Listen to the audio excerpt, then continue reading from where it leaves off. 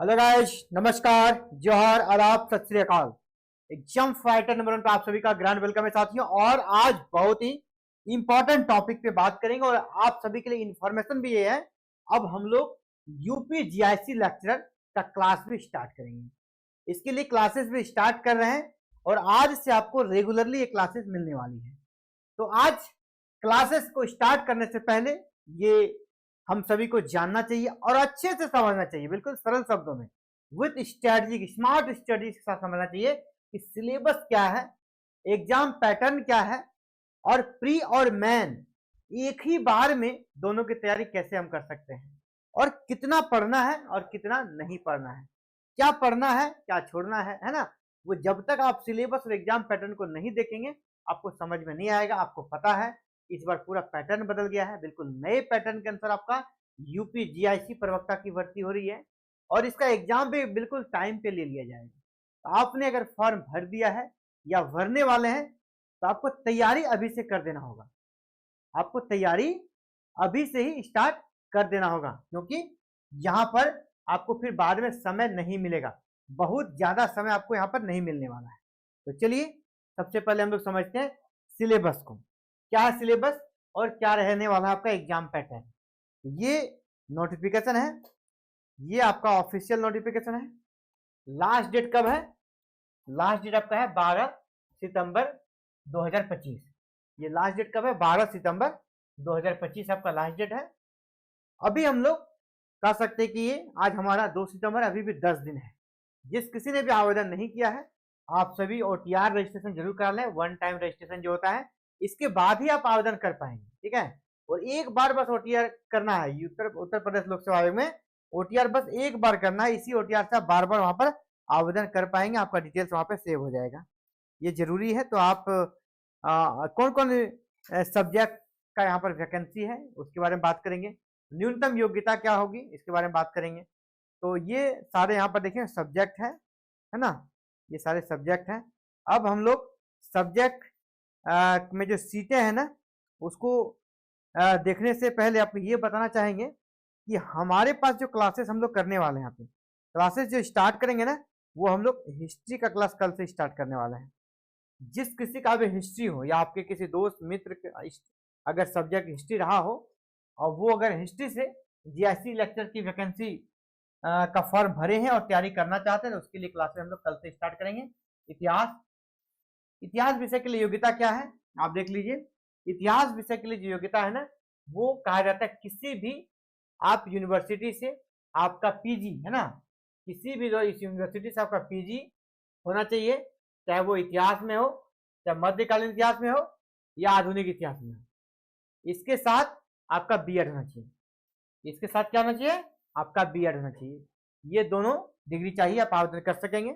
आपको पता है प्री और मेन दो पैटर्न है, तो प्री का क्या पहले सिलेबस है इसको समझिए। आप पीटी जिसको कहते हैं, तो सबसे पहले हम पीटी का सिलेबस को समझेंगे।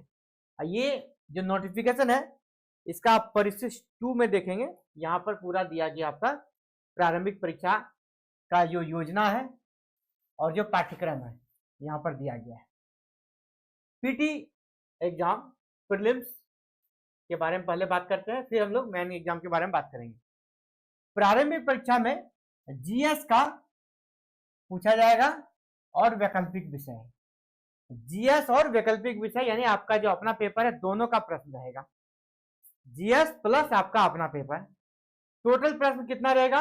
120 प्रश्न रहेगा टोटल। ये एग्जाम होगा एमसीक्यू ऑब्जेक्टिव, ये एग्जाम होगा एमसीक्यू बेस्ड, यहाँ पे सब्जेक्टिव नहीं है, ये पीटी है ऑब्जेक्टिव। और यहाँ पे 80 प्रश्न और 40 प्रश्न। 80 प्रश्न रहेगा आपके विषय का, आपके विषय के कितने प्रश्न रहेंगे? 80। और 40 प्रश्न किसका रहेगा? जीएस का। और जीएस का क्या सिलेबस है उसको भी बात करेंगे। 80 आपके अपना पेपर का रहेगा। अब ये जो 40 प्रश्न पूछा जाएगा जीएस में, उसमें क्या क्या पूछा जाएगा उसका यहाँ पे सिलेबस दे रखा है इसमें, है ना। सामान्य अध्ययन का पाठ्यक्रम दे दिया है, ये आपका सामान्य अध्ययन का पाठ्यक्रम मात्र 11 यूनिट में बटा हुआ है। ये 40 नंबर के लिए आपको ये 11 यूनिट पढ़ना होगा। कौन कौन सा 11 यूनिट है? सवाल आपको सामान्य विज्ञान, ठीक है, मैट्रिक लेवल का एनसीईआरटी आपको देख लेना है, मैट्रिक लेवल का एनसीईआरटी, ठीक है, एनसीईआरटी मैट्रिक लेवल का जो साइंस का सेक्शन है वहां से प्रश्न आएगा।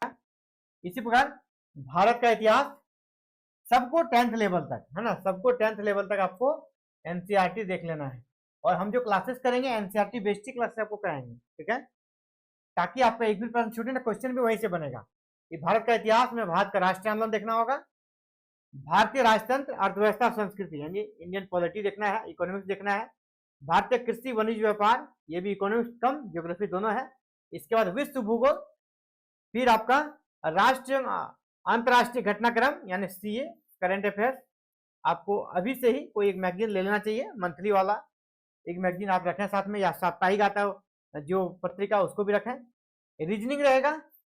इसके बाद उत्तर प्रदेश की शिक्षा, संस्कृति, कृषि, उद्योग, व्यापार, रहन सहन और सामाजिक प्रथाओं से जुड़ा हुआ कुछ प्रश्न रहेगा, यानी यूपीजीएस। ये क्या हो गया भाई? यूपीजीएस। यूपीजीएस से भी प्रश्न आपका रहेगा ये 40 प्रश्नों में। इसके बाद प्रारंभिक गणित, मैंने कहा था आपको 10th लेवल तक यानी कि 8वीं तक ही दिया गया है ना। मैथ भी जो पूछा जाएगा वो आपका 10th लेवल आप लेके चलिए मैक्सिमम, ठीक है, 8वीं लिखा हुआ है। इसका पारिस्थितिकी और पर्यावरण यानी ईवीएस 11, यहाँ पर जो यूनिट है ये पूरा आपका यूनिट है 11 यूनिट, ठीक है। और ये रहा आपका सिलेबस पेपर 1 जो कि जीएस का, देख लीजिए अच्छे से, स्क्रीनशॉट ले लीजिए। ये हो गया जीएस पेपर 1 का। नेक्स्ट हम लोग आगे बढ़ते हैं, आपका है वैकल्पिक विषय, यानी जो आप ऑप्शनल सब्जेक्ट लेंगे उसका सिलेबस यहाँ पर है। वैकल्पिक विषय का सिलेबस आपका यहाँ पर है, जिसमें आप देखिए किस प्रकार का एग्जाम होगा। आप जो भी विषय चुनेंगे उसका ये मेन एग्जाम का सिलेबस है, मेन एग्जाम का पैटर्न है। सिलेबस तो अलग अलग सब्जेक्ट का अलग अलग होगा, ये मेन एग्जाम का आपका पैटर्न है। एग्जाम का क्या पैटर्न पूछा जाएगा, जो मेन लिखित एग्जाम होगा, लिखित परीक्षा होगा, उसका क्या पैटर्न रहेगा। तो देखिए मेन एग्जाम में आपका 2 पेपर रहेगा, पेपर 1, पेपर 2। पेपर 1 में आपका हिंदी रहेगा, पेपर 1 में हिंदी का प्रश्न रहेगा। हिंदी से 50 प्रश्न, यहाँ पर हिंदी से टोटल आपका 100 अंक का एग्जाम होगा। हिंदी का कितना एग्जाम होगा? 100 अंक का।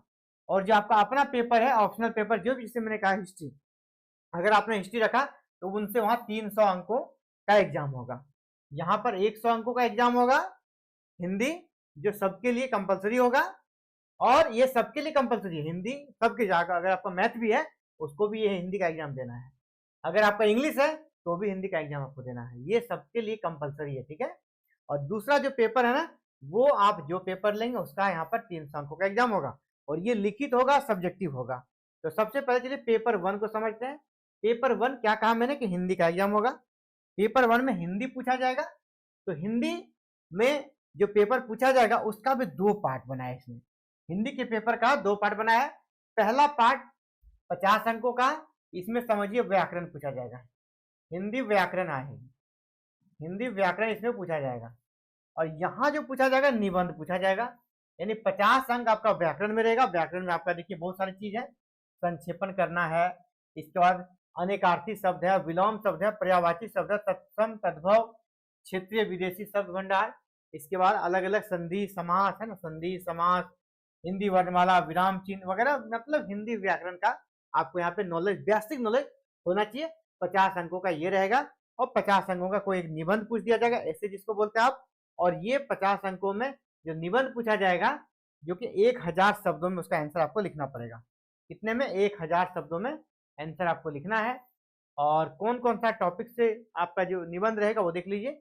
साहित्य और संस्कृति, राष्ट्रीय विकास योजनाएं और क्रियान्वयन, राष्ट्रीय और अंतर्राष्ट्रीय करंट अफेयर्स से जुड़ा हुआ कुछ टॉपिक, विज्ञान और पर्यावरण, प्राकृतिक आपदाएं और उसके निवारण, कृषि, उद्योग और व्यापार। ये जो 6 यूनिट है, इसी से आपका किसी से एक निबंध लिखने के लिए यहाँ पर दे दिया जाएगा। तो ये आपका हिंदी वाला सेक्शन है। इसके बाद दूसरा जो मेन है ना, जिससे आप रिजल्ट आपका निर्धारित होगा, वो है आपका ये। इसका पैटर्न को समझिए अच्छे से, ठीक है। मान लीजिए अगर आपका इतिहास है या ज्योग्राफी है, फिजिक्स है, मैथ है, कुछ भी हो, तो यहाँ पे किस प्रकार का पैटर्न रहेगा वैकल्पिक विषय में, यानी आपका ऑप्शनल पेपर है जो आप चूज करेंगे, ठीक है, जिसके आप टीचर बनेंगे, जिसके आप लेक्चरर बनेंगे, उसके लिए यहाँ पर कहा जा रहा है कि जो ऑप्शनल पेपर है उसमें कुल प्रश्नों की संख्या 20 होगी। कितने प्रश्न पूछे जाएंगे? 20 प्रश्न। और ये 20 प्रश्न का आंसर रिटन में देना होगा, सब्जेक्टिव एग्जाम होगा। सभी का आंसर अनिवार्य, यानी 20 प्रश्नों का आपको उत्तर देना है। कुल प्रश्न 20 पूछे जाएंगे, 20 का उत्तर देना है। यहाँ आपका ये नहीं कि 20 में से कोई 18 देना, सभी का उत्तर देना है। और प्रश्न अलग अलग खंड में विभाजित होगा। कौन कौन सा? अ, ब और स, या इसको हम ए, बी और सी, कुछ भी सेक्शन दे दिया जाएगा आपके क्वेश्चन पेपर में। तो जो पहला सेक्शन होगा उसमें 5 प्रश्न पूछा जाएगा और ये इन प्रश्नों का उत्तर आपको 250 शब्दों में देना है। और एक प्रश्न होगा 25 अंक का, ठीक है, प्रत्येक प्रश्न 25 अंक का होगा। पहला सेक्शन में 5 प्रश्न पूछा जाएगा। इसके बाद उत्तर का जो सब सीमा है 250 एवं प्रत्येक प्रश्न 25 अंक का होगा। जो ब नंबर होगा 5 प्रश्न पूछा जाएगा लघु उत्तरीय, और यहाँ उत्तर देने का जो सीमा है वो 150 है। प्रत्येक प्रश्न 15 अंकों का होगा। तीसरा जो ग्रुप है वहां 10 प्रश्न पूछे जाएंगे अति लघु उत्तरीय, एकदम बिल्कुल शॉर्ट होगा, सब सीमा 50 रहेगा, प्रत्येक प्रश्न 10 अंकों का होगा। समझ रहे हैं? अगर यूपीएससी में या कोई भी पीसीएस में अगर आपसे 25 अंकों का प्रश्न पूछा जाएगा तो काफी लॉन्ग आंसर लिखना पड़ता है, ठीक है। लेकिन यहाँ आपको 250 वर्ड में ही इसको समेट देना है इस आंसर को, ठीक है। यानी 2 पेज, अगर एक पेज के दोनों साइड लिखिएगा तो 250 आराम से हो जाएगा। तो मात्र 250 शब्दों में यानी सार गर्भित टू द पॉइंट आंसर लिखना है। अगर आप बात बनाइएगा आंसर आपका समेटाएगा ही नहीं। 25 अंक का प्रश्न पूछा जाएगा, यानी बिल्कुल सार गर्भित तरीके से लिखिएगा, तब आपको यहाँ पर 25 अंकों वाला ठीक ठाक नंबर मिल जाएगा। नहीं तो आप मेन पॉइंट छूट जाएगा आपका। 250 कम ही शब्द होते हैं। यहाँ पे देखिए आपको 10, यहाँ जो प्रश्न पूछा जाएगा 15 अंक वाला, एक प्रश्न में 15 अंक रहेगा, मात्र इसे 150 वर्ड में लिखना है, ठीक है। 150 वर्ड में ही लिखना है इसको। लगभग हमको लगता है एक पेज में खत्म हो जाएगा। एक पेज लिखिएगा आपको 15 नंबर मिल जाएगा। तो मेरा कहना है कि आपको यहाँ पे बिल्कुल हम सार गर्भित लिखना, टू द पॉइंट लिखना पड़ेगा आंसर। यहाँ देखिए 10 प्रश्न पूछा जाएगा मात्र 50 शब्दों, बताइए एक पेज में कम से कम एक लाइन में 7 से 8 वर्ड हो जाते हैं, 7 गिनते हैं तो यहाँ पर आपको 8 लाइन में, यानी मैक्सिमम 10 लाइन में आपको ये आंसर समेट देना है, ठीक है। 9 लाइन तक में आंसर समेट देना है ये। तो मेरा कहना है कि आपको आंसर वैसा पीसीएस की तरह पूरा डिटेल्स में भी है या यूनिवर्सिटी की तरह पूरा लंबा चौड़ा आंसर नहीं लिखना है, आपको शॉर्ट, संक्षिप्त, सारगर्भित सारी चीजों को समाहित करते हुए आंसर यहाँ पे लिखना है। इसी स्ट्रेटजी के साथ अगर आप आंसर राइटिंग करेंगे तो ही ज्यादा स्कोर होगा। आप बोलेंगे नहीं हमको 250 बोला हम 300 वर्ड में लिख देंगे और आप लिखने लगे बिल्कुल जनरल मार्किंग हो जाएगा। टू दी पॉइंट लिखिए, जो मेन चीज है उसको लिखिए, कम शब्द में ज्यादा बात, कम शब्द में ज्यादा चीजों को आप समझा सकते हैं। ये आपके अंदर क्वालिटी होनी चाहिए और वही क्वालिटी यहाँ पर मांगा जा रहा है। इसके लिए आपका सक्सेस स्ट्रेटजी क्या रहेगा? यूपीएससी या स्टेट पीसीएस का आपको प्रीवियस ईयर लेना होगा, ठीक है। Previous year PYQ previous year question आपको लेना होगा और इस प्रीवियस ईयर क्वेश्चन का आंसर राइटिंग अच्छा जो कर सकते हैं बुक है, जैसे क्रॉनिकल का हो गया, इन सभी का, या दृष्टि IAS का प्रीवियस ईयर है, उसके बुक्स को आपको देखना है, उसके अकॉर्डिंग आपको आंसर लिखने का प्रैक्टिस करना है। अगर सफल होना है तो आपको मेन का तैयारी पहले करना। सिलेबस दोनों का सेम है, सिलेबस पीटी और मेन दोनों का सेम है, तो आपको मेन के अनुसार तैयारी करना है, पीटी अपने ही निकल जाएगा। जीएस के लिए भी क्लासेस हम लगातार कल से लेंगे, आपका जीएस भी और ऑप्शनल दोनों का क्लास होगा। तो साथियों फिलहाल मुझे लगता है कि आप सभी चीजों को समझ गए होंगे और आप चाहते हैं कि क्लासेस लगातार करूं, तो आपका मोटिवेशन मुझे मिलना जरूरी है। आप कमेंट में जरूर टाइप कीजिएगा कि मुझे इस सब्जेक्ट की तैयारी करनी है, ठीक है, अपना सब्जेक्ट का नाम और कर सकते हैं सब्जेक्ट का नाम और पीटी या मैन, किसमें आपको दिक्कत है वो जरूर लिखिएगा, पीटी का या मैन का, ताकि हम उसी के रिगार्डिंग वीडियो बना सकें। आपको कमेंट में क्या लिखना है? अपना नाम, सब्जेक्ट का नाम और पीटी या मैन, यहाँ पर आपको दिक्कत है, ताकि हम उससे जुड़ा हुआ वीडियो ज्यादा से ज्यादा अपलोड करें। तो चलिए आज इतना ही साथियों, कल मिलते हैं आप सभी से एक नए वीडियो में नए क्लास के साथ। थैंक यू, जय हिंद, जय भारत।